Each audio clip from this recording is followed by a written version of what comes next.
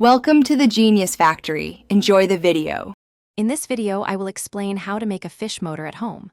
First, gather your essential components: a small direct current motor, a miniature propeller, and a 2-cell battery holder.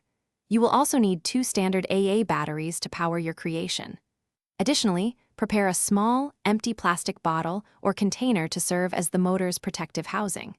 Finally, ensure you have waterproof sealant and basic tools like wire strippers readily available for assembly. Now, let's assemble the core motor unit. Begin by soldering 2 insulated wires, each approximately 10 centimeters in length, to the small direct current motor's terminals.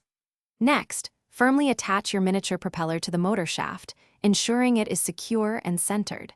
Then, connect the other ends of these wires to the battery holder's terminals, paying close attention to polarity for correct propeller rotation.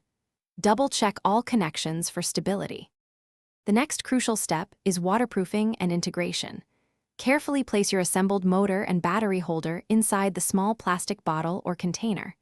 Apply a generous amount of waterproof sealant to all openings, especially around the propeller shaft, to prevent any water ingress. Ensure the propeller extends freely outside the bottle for effective propulsion.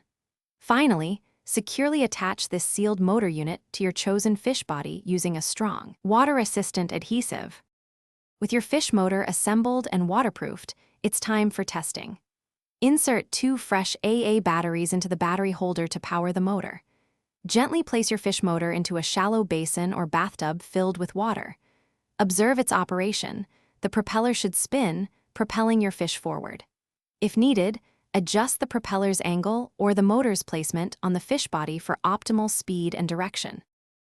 Thanks for watching. If you found this helpful, don't forget to like and subscribe.